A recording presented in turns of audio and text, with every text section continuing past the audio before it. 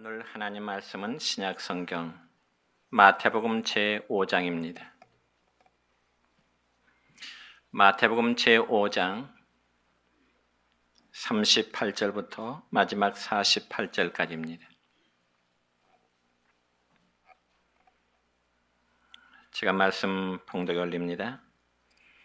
또 눈은 눈으로 이는 이로 갚으라 하였다는 것을 너희가 들었으나 나는 너희에게 이르노니 악한 자를 대적하지 말라.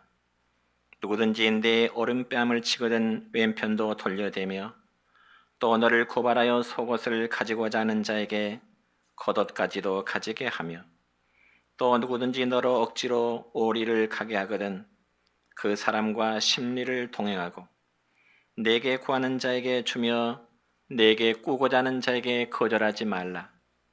또 내 이웃을 사랑하고 내 원수를 미워하였다 하는 것을 너희가 들었으나 나는 너희에게 이르노니 너희 원수를 사랑하며 너희를 박해하는 자를 위하여 기도하라.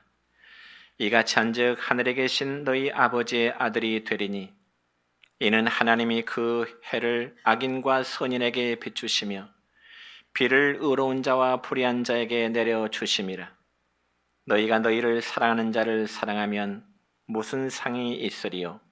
세리도 이같이 아니하느냐? 또 너희가 너희 형제에게만 무난하면 남보다 더하는 것이 무엇이냐? 이방인들도 이같이 아니하느냐? 그러므로 하늘에 계신 너희 아버지의 온전하심과 같이 너희도 온전하라. 아멘. 사랑과 축복의 메시지 나눕니다. 사랑하고 축복합니다. 사랑하고 축복합니다. 감사합니다. 오늘은 신약성경 마태복음 5장 38절부터 마지막 48절을 중심해서 너희도 온전하라는 제목으로 말씀을 선포하고자 합니다. 여러분, 요즘 인기 있는 직종 중에 하나가 바로 정신과 의사라고 합니다.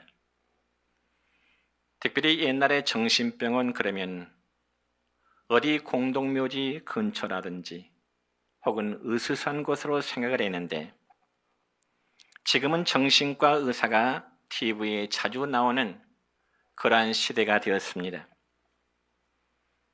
그만큼 정신질환이 대중화되고 또 보편화되어지고 있다고 하는 그런 증거일 것입니다. 그런데 정신질환의 가장 기초적인 단계는 바로 우울증입니다. 그래서 우울증은 글자 그대로 근심 우자에다 꽉 막힐 울자를 써서 마음속에 근심이 꽉 막혀서 통하지 않는다고 하는 그런 증상이 바로 우울증입니다. 그래서 이런 현상은 주로 40, 50대 주부들에게 많이 나타나는 현상이라고들 말하는데 그런 우울증의 현상이 일어나면 왠지 모르게 무력감에 빠지게 되는 그런 생각을 많이 하게 되는 것입니다. 그래서 심리학자들은 말하기를 우울증의 가장 커다란 원인은 바로 상대방에 대한 적개심 때문이라 그렇게 이야기를 합니다. 그러니까 누구를 미워하는 마음 때문에 우울증의 증상이 나타나는 경우가 아주 많다는 것이죠. 그럼 왜 40, 50대 중년 주부들이 이런 우울증의 병에 많이 걸리게 될까요? 그 이유는 이제 40, 50대의 나이에 들게 되면 대부분 자녀들을 어느 정도 키워놨기 때문에 그때부터는 내 인생은 과연 무엇인가 라고 하는 그런 생각이 들기 때문에 그렇습니다. 그래서 어느 나이는 들어서 주름살이 늘어나고요. 젊을 때 고운 모습은 다 사라져 버리게 됩니다. 그리고 남편은 남편대로 열심히 일에 빠져 살아가고 또 아이들은 다 컸고 자기들 나름대로 살기에 아주 바쁜 시간을 살아가게 되는 것입니다. 그러다 보면 중년 여성들의 잠재의식 속에 누군가를 미워하게 되는 생각이 든다는 것이죠. 다시 말씀드려서 중년의 때가 이르기까지 남편 때문에 이제 희생하고, 또한 그동안 자식들 때문에 희생하고, 때로는 시집 식구들 때문에 희생하다 보니 내가 벌써 이렇게 되어버리는가 하는 그런 생각을 가지게 되는 것입니다. 이것을 현대의학은 우울증이라 그렇게 말하고, 옛날에는 이것이 여성들에게 한이 맺혔다, 그렇게 표현들을 해왔습니다. 그래서 자연스럽게 마음속에 미워하는 마음으로 가득 찰 수밖에 없게 되는 것이죠. 그렇다면 사랑하는 성도 여러분, 우리가 이런 우울증을 털어버리는 방법이 무엇일까요? 그것은 바로 마음속에 있는 미운 마음을 이제는 사랑하는 마음으로 바꾸어가는 것입니다. 그래서 정신과 의사들은 우울증 환자들에게 강아지를 키워보도록 그렇게 권면을 한다고 합니다. 왜냐하면 강아지를 사랑하는 것만으로도 우울증을 치료하는 데 많은 효과가 있기 때문에 그렇습니다. 여러분, 얼마나 사랑에 메말라 있었으면 그렇게 하겠습니까? 그런데 가만히 생각해보면 우리 성도들의 믿음 생활 속에서도 바로 우울증의 환자가 있습니다. 그러면 그 증상이 어떻게 나타날까요? 여러분, 예수님을 믿는 사람이라면 얼굴에 기쁨이 있었는데 항상 얼굴에 찡그리고 다니는 사람, 신앙생활의 우울증 환자입니다. 그리고 또한 입술에 찬송과 감사가 있어야 하는데 언제나 불만이 가득 찬 상태로 살아가는 사람의 유형, 신앙의 우울증 환자입니다. 그래서 무슨 이야기를 들어도 말 그대로 받아들이질 아니하고 언제나 삐딱하게 꼬아서 받아들이는 그런 성향입니다. 이러한 증상이야말로 신앙적인 우울증 환자라고 말할 수 있겠습니다. 혹시 여러분에게 스스로에게 이러한 증상이 있다면 오늘 하나님께서 우리에게 주시는 말씀을 통해서 깨끗하게 털어버리고 다시 한번 기쁨과 감사가 넘치는 믿음의 생활로 회복되기를 축원합니다.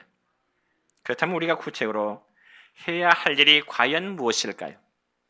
첫째는 온전한 믿음의 행위를 가져야 되는 것입니다. 여러분, 마태복음 19장의 말씀을 보면 하루는 어떤 청년이 예수님 앞에 나왔습니다. 그래서 예수님 앞에 나와서 이런 질문을 하게 되는데요. 마태복음 19장 16절의 말씀입니다. 시작. 어떤 사람이 주께 와서 이르되 선생님이여 내가 무슨 선한 일을 하여야 영생을 얻으리까? 예수 선생님, 내가 무슨 선한 일을 행해야 영생을 얻을 수 있을까요? 그자 예수님은 그 청년의 이제 질문에 대해서 우리 주님은 이렇게 답하십니다. 네가 생명에 들어가려면 계명을 지키라. 이 말을 바꾸자면은 네가 영생을 얻고자 한다면은 계명을 지키라는 말씀을 주님은 그 청년에게 주십니다. 그자 그 청년은 아주 자신 있게 답하기를 예수님, 계명이요? 계명이라면요, 제가 어려서부터 철저히 잘 지켰는데 아직까지도 제게 부족한 계명이 무엇입니까? 과연 제가 앞으로 더 지켜야 될 그 계명이 무엇인가요? 그 청년은 예수님에게 반문하게 될 때 예수님은 그 청년에게 다시금 답하십니다. 바로 마태복음 19장 21절의 말씀입니다. 시작. 예수께서 이르시되 내가 온전하고자 할진대 가서 내 소유를 팔아 가난한 자들에게 주라. 그러면 하늘에서 보화가 내게 있으리라. 그리고 와서 나를 따르라. 아멘. 그러니까 예수님이 청년에게 하신 그 계명을 지키라는 말씀은 너의 부요한 재산을 팔아서 이제 가난한 자들에게 나눠지는 구제를 한 다음에 나를 따르라고 하는 그런 말씀을 주시죠. 그러면 예수님의 이러한 말씀에 대한 과연 청년의 반응이 어떠했을까요? 자, 마태복음 19장 22절입니다. 시작. 청년이 재물이 많음으로 이 말씀을 듣고 근심하며 가니라 그랬습니다. 그러니까 예수님 앞에 와서 영생의 원리를 깨닫고자 하는 이 부자 청년은 자기가 가지고 있는 것이 너무나 많아서 그 재물 때문에 영생의 문제를 해결하지 못하고 근심하면서 돌아가게 된 것입니다. 그렇다면 여러분, 이 부자 청년에게는 과연 무엇이 문제일까요? 부자 청년의 문제점이 무엇일까요? 먼저 이 부자 청년은 하나님과의 관계는요, 완벽하게 지켰습니다. 왜냐하면 그는 하나님께서 주신 그 계명들을 어려서부터 철저히 잘 지켜왔기 때문에 그렇습니다. 그렇지만 부자 청년은 이웃과의 관계가 없었습니다. 다시 말씀드려 이웃들과 나누는 삶이 없었다는 것입니다.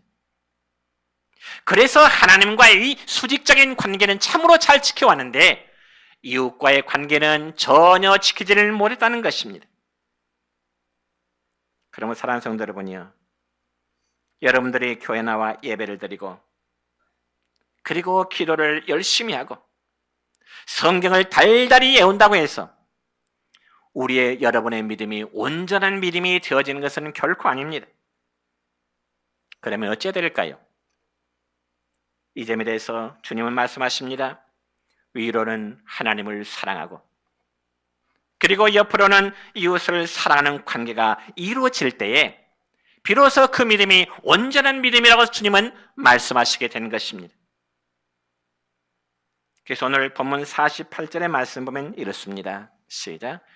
그러므로 하늘에 계신 너희 아버지의 온전하심과 같이 너희도 온전하라. 아멘. 그러면 우리 성도들이 하나님처럼 온전해지는 그 방법이 무엇일까요? 그것은 본문 44절에 기록되듯이 원수를 사랑하며 너희를 박해하는 자를 위하여 기도하라. 원수를 사랑하며 너희를 박해하는 자를 위하여 기도하라. 그러면 여러분, 과연 이 일이 쉬울까요? 나를 힘들게 하고 괴롭게 하는 원수 같은 자를 내가 사랑하고 그를 위해서 기도해 준다고 하는 일이 과연 쉽겠느냐 하는 것입니다.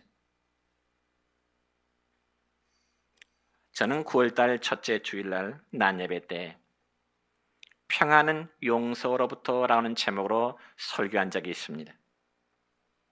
그리고 용서는 형제에 대한 사랑으로부터 이루어진다는 말씀을 드렸습니다.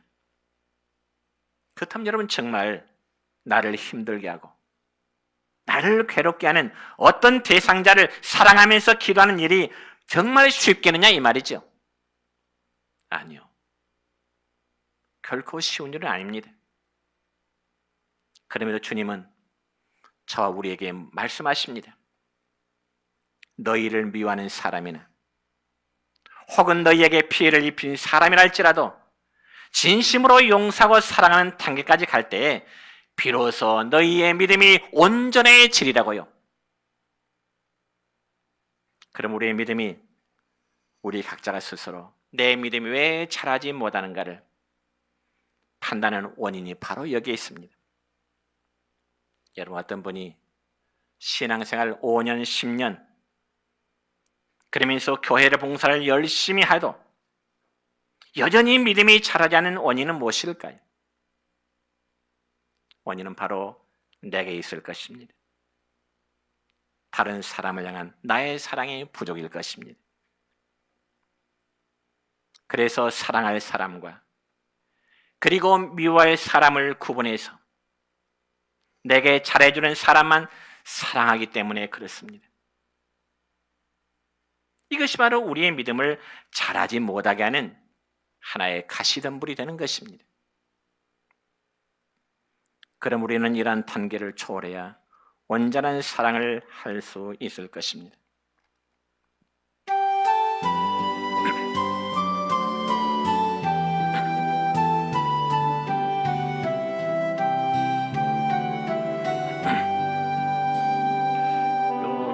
여기에 모인 우리 주의 은총 받은 자여라. 주께서 이 자리에 함께 계심을 하노라.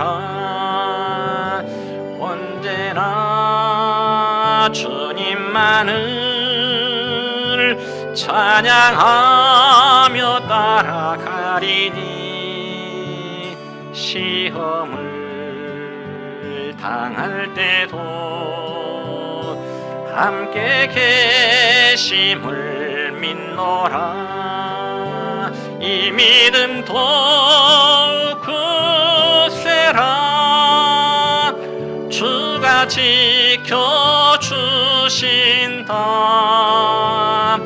모든 밤에도 주의 밝은 빛 인도하여 주신다.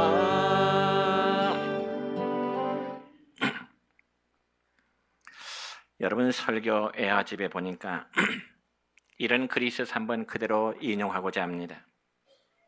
어떤 나라의 왕이 있었는데요, 그 왕에게는 세 아들이 있었습니다. 그래서 이제는 왕은 나이가 들어서 이제 세 아들 중에 자신의 왕위를 물려줘야 할 텐데, 과연 세 아들 중에 어떤 아들에게 자신의 왕위를 물려줄까? 그렇게 고심하던 끝에 어느 날 왕은 세 아들을 불러 모았습니다. 그러면서 말하기를, 자, 내가 지금부터 너희들에게 석 달 동안에 내가 여유를 주겠다. 그러니 너희들은 그동안 착한 일을 가장 많이 한 사람에게 이 아버지의 왕위를 너희 중에 한 사람에게 내가 물려주겠노라. 그렇게 이야기했습니다. 그자 이 세 아들은 아버지의 왕위를 물려받기 위해서 나름대로 열심히 착한 일을 많이 했습니다. 그리고 드디어 아버지가 약속한 석 달 후에 아버지 왕은 이 세 아들을 불러 모았습니다.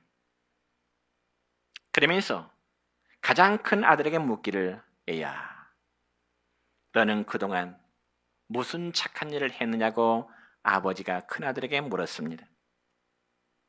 그러자 큰 아들은 자기가 석 달 동안 했던 가장 착한 일 한 가지를 아버지 왕에게 말하기를, 아버지,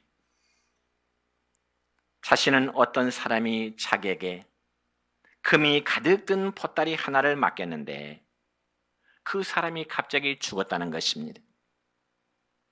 그래서 그 금 보따리를 자기의 것으로 만들 수도 있을 것이었지만은 자기는 그 금 보따리를 자기가 가지지 아니하고 그의 가족들을 찾아서 돌려주었다고 하는 자기의 착한 일을 아버지에게 보고했습니다.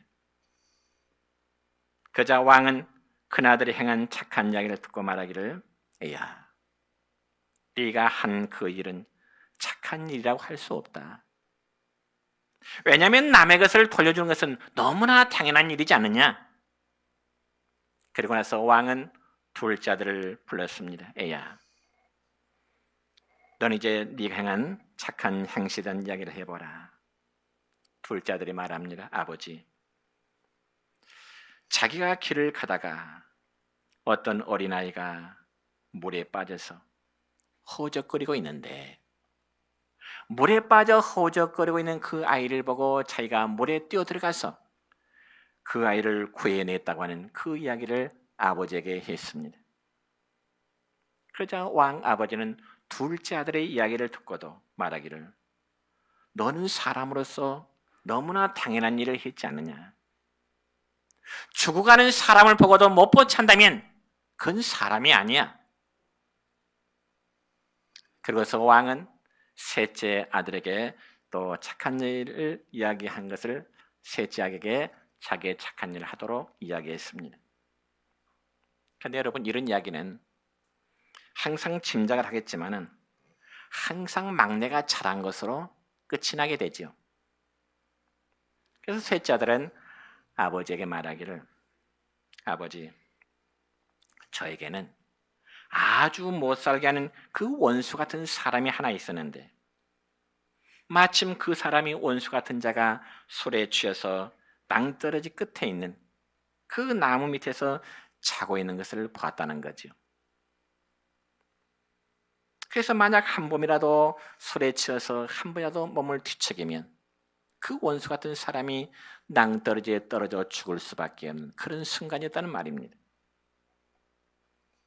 그래서 잘됐다고 그냥 모른 척하고 지나가려다가 차마 그럴 수 없어서 깨워 주었다고 하는 그런 이야기가 있습니다. 그저 아버지 왕은 셋째 아들에게 너야말로 정말 어려운 일을 했구나. 정말 착한 일을 했구나. 그러면서 왕은 셋째 아들에게 왕위를 물려줬다고 하는 그런 이야기입니다. 여러분, 사랑에는요, 두 가지가 있습니다. 하나는 사람이라면 마땅히 해야 되는 그런 사랑이 있습니다. 사람이라면 어느 누구나 마땅히 할 수 있는 사랑.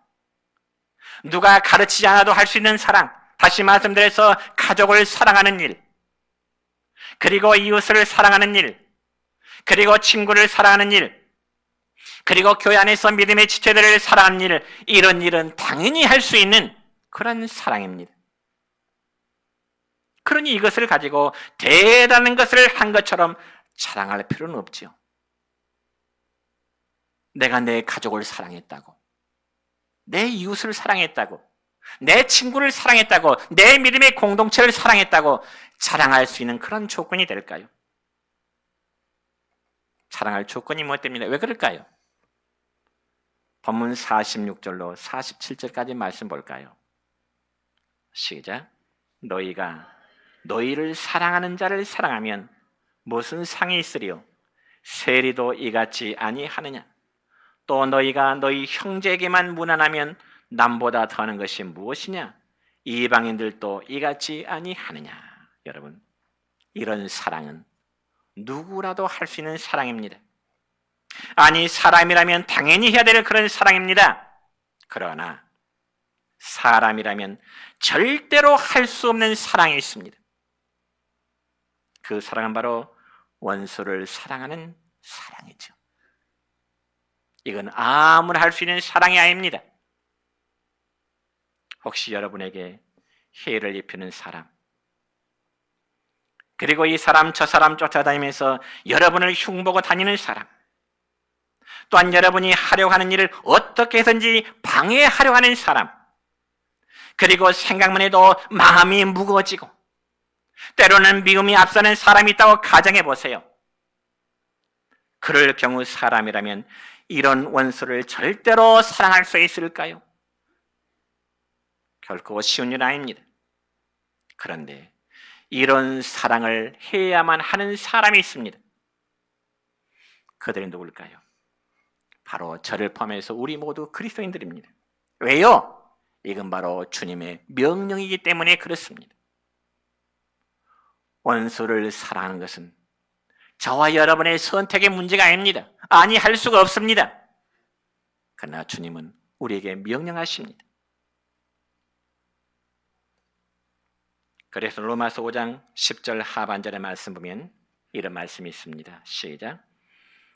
곧 우리가 원수 되었을 때 그의 아들의 죽으심으로 말미암아 하나님과 화목하게 되었은즉 아멘.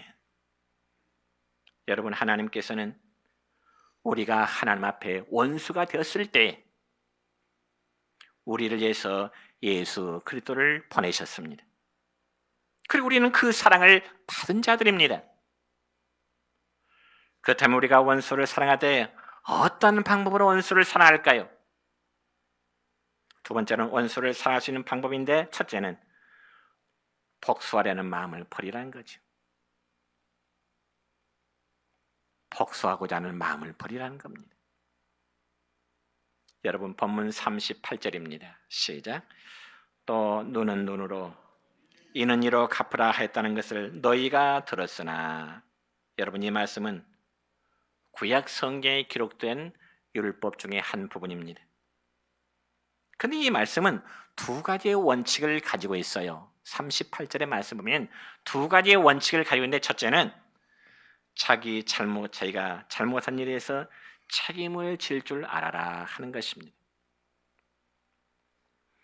여러분, 다른 사람의 눈을 상하게 했으면 거기에 상하는 벌을 받아야 되고, 다른 사람의 이빨을 상하게 했으면 같은 벌을 받아야 된다는 것입니다.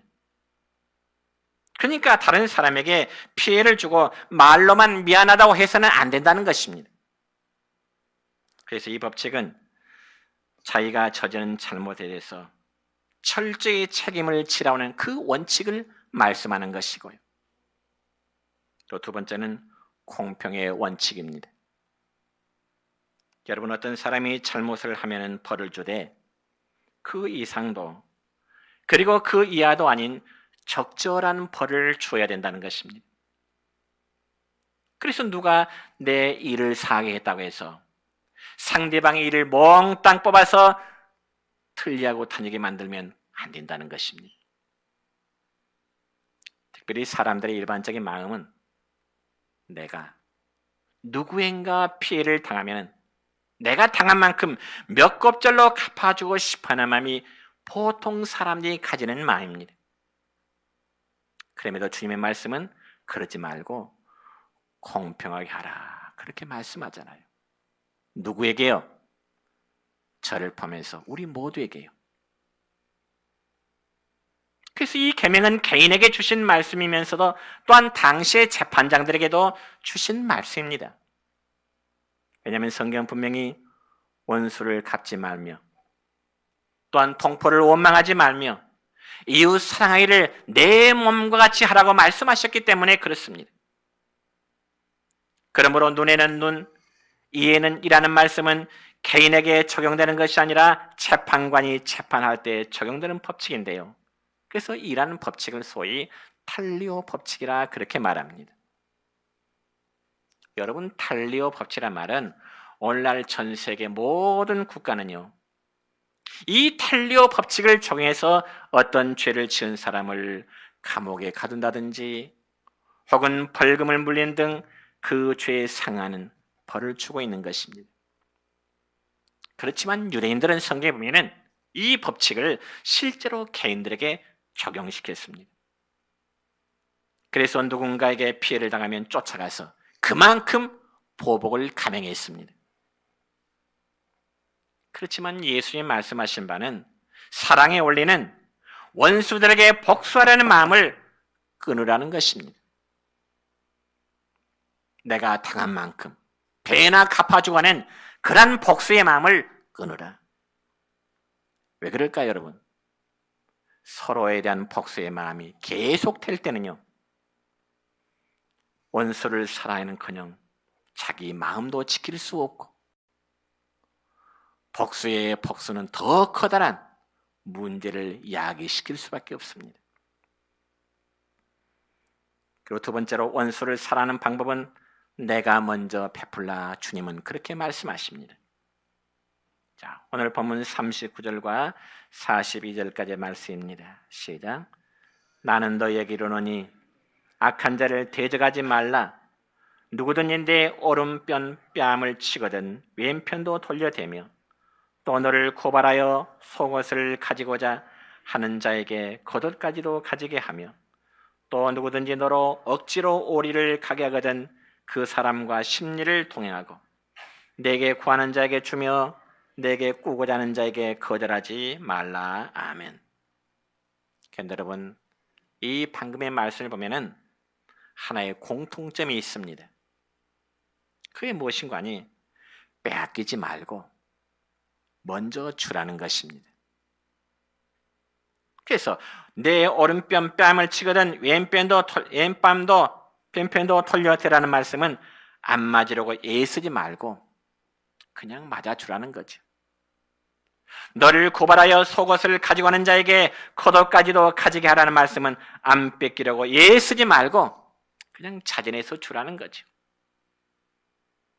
또 누구든지 너로 억지로 오리를 가게 하거든 그 사람과 심리를 동행하라는 말씀은 안 가겠다고 버티지 말고 적극적으로 함께 동행해 주라는 말씀입니다. 또한 내게 구하는 자에게 주며 내게 꾸고자 하는 자에게 거절하지 말라는 말씀도 안 주겠다고 깍쟁이 노릇 하지 말고 내어주라는 말씀입니다. 그러니까 결국 우리가 원수를 사랑할 수 있는 방법은 한 가지지요. 빼앗기지 않으려고 애쓰지 말고 먼저 나서서 베풀라 하는 것입니다. 이것이 원수를 사랑하는 방법일 줄로 믿습니다. 여러분, 일본 강점기 시절에 우리나라 사회운동과 그리고 독립운동을 하면서 우리나라의 조선의 청년이 살아야 나라가 산다고 하고 민족 교육을 시켰던 위대한 사람 한 사람이 있습니다. 그는 바로 올람 이상제 선생입니다. 그런데 올람 이상제 선생에는 아주 유명한 일화가 하나 있습니다. 한 번은요, 어느 눈 내리는 겨울밤에 이상제 선생님이 호롱불을 켜놓고 책을 읽는데 이 마당에서 사각사각 눈을 밟는 발작 소리가 들리는 것입니다. 밤중에. 그러니 조심스럽게 문을 여는 소리가 나더니 이 도둑이요, 옆방으로 들어와서 물건을 챙기는 소리가 들리는 겁니다. 이상제 선생이 호롱불 밑에서 책을 읽고 있는데,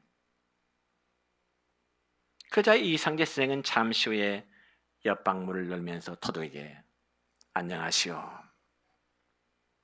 이상제 선생이 먼저 도둑에게 인사를 했습니다. 안녕하시오. 그러자 이 도둑이 깜짝 놀라서 도망을 치려니까 이상제 선생이 그 도둑을 붙들면서 이렇게 말합니다.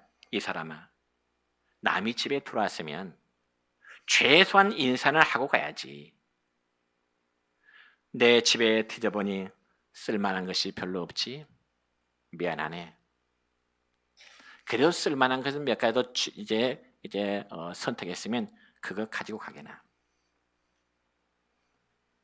그때 도둑은 얼떨결에 이상제 선생 앞에서 고맙습니다, 그 말을 남기고 그 집을 떠나게 됐습니다. 그런데 잠시 후에 그 도둑이 도망을 간 지 얼마 못 되어서, 오늘날로 말하자면 경찰에 붙들려 왔습니다. 그러면서 경찰은 이상제 선생 앞으로 그 도둑을 끌고 가는 말을 보니, 끌고 와서 선생님, 이 도둑이 훔치는 것 선생님 집의 물건이 맞지요? 이렇게 묻는 것입니다. 그때 이상제 선생은 도둑에게 이런 말을 했습니다. 아니 여보게, 이것들은 내가 조금 전에 자네한테 다 준 것 아닌가? 그리고 자네가 분명히 내게 고맙다고 인사까지 하고 돌아갔던 사람 아닌가? 그러면서 경찰에게 이 사람이 가지고 있는 것은 내 물건이지만 내가 이미 이 사람에게 건네주었다고, 그냥 주었다고, 도둑을 용서했다고 하는 유명한 일화가 있습니다. 여러분, 예수의 말씀이 바로 그런 의미입니다. 오른편 뺨을 치거든 왼편도 돌려대며 속옷을 가지고자 하는 자에게 겉옷까지도 주고 억지로 함께 오리를 동행해 주기를 바라면 그 사람과 심리를 함께 동행해 주고 내게 구하는 자에게 주며 내게 구하는 자에게 거절하지 말라는 말씀이 바로 그와 같은 경우이죠. 말씀했습니다. 하나님께서는 우리가 하나님과 원수 되었을 때 아들 예수 그리스도를 우리에게 보내셔서 우리를 용서하시고 우리를 구원하셨습니다. 그러니 우리는 세상 삶과는 달리 놀라운 하나님의 사랑을 받은 자들입니다. 그렇기 때문에 우리는 믿지 않는 세상의 불신자들과 그런 사람의 방법들을 따라서 살아서는 안 되는 것입니다. 그러면 성도들은 믿지 않는 불신자들처럼 미워할 사람을 미워하고 복수할 사람에게 복수하는 그런 마음을 가지고 살아서는 안 된다는 것입니다.